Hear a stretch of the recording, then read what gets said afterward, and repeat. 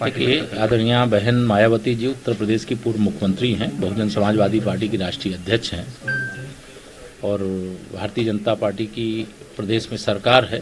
तो बहन जी सहित प्रदेश के हर नागरिक की सुरक्षा के प्रति सरकार कृत संकल्प है और उनकी सुरक्षा के खतरे का जो फ्लाईओवर बनाने की शिकायत एक विशेष तौर से उनकी है, वह समाजवादी पार्टी की सरकार के समय बनाई गई।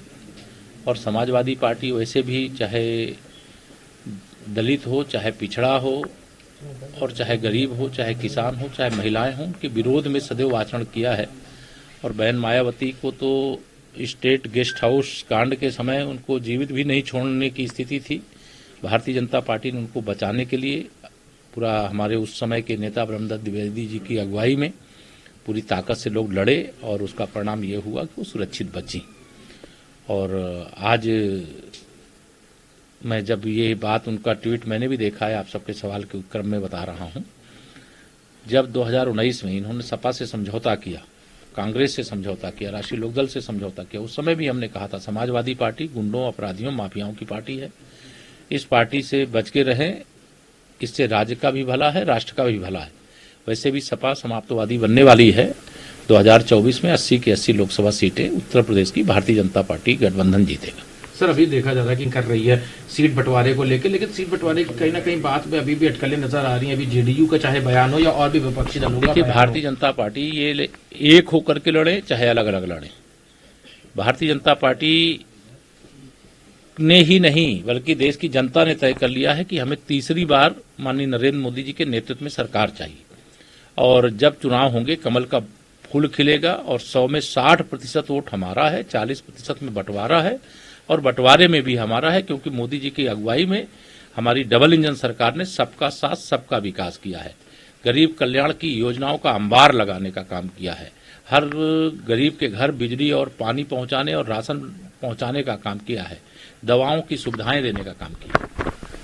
सर, अभी देखा गया था कि प्रधानमंत्री जिस तरह से लगा, जिसके बाद देखा गया कि मालदीव के कुछ लोगों ने वहां पे आपत्तिजनक टिप्पणी करी। उसके बाद मालदीव सरकार ने अपना स्पष्टीकरण भी दिया, उन नेताओं को वहां से उनके पद से हटा भी दिया गया, लेकिन भारत की तरफ से बड़ा रिपरकशन देखा गया, लोगों ने फ्लाइट्स और बुकिंग्स कैंसिल कर दी। सर देखिए, विदेश मंत्रालय से यद्यपि जुड़ा हुआ मामला है, मैं उस पर बहुत टिप्पणी करना उचित नहीं समझूंगा, लेकिन माननीय प्रधानमंत्री जी देश के हर हिस्से में जाते हैं और वह लक्षद्वीप जाकर के देशवासियों को यह बताएं कि लक्षद्वीप एक बहुत अच्छा स्थान है।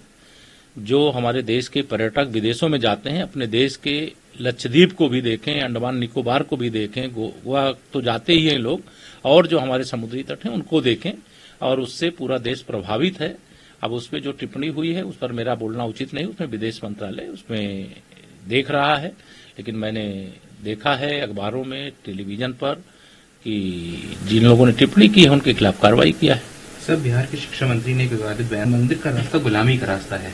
देखिए, जो तुष्टीकरण की राजनीति करने वाले लोग हैं, जिन्हों राम को अलग करके देखते हैं, राष्ट्र को अलग करके देखते हैं, उनको इस प्रकार का विकार हो सकता है, विकृति हो सकती है, लेकिन भगवान श्री राम ऐसी जिनकी बुद्धि खराब हो गई उनको सद्बुद्धि प्रदान करें।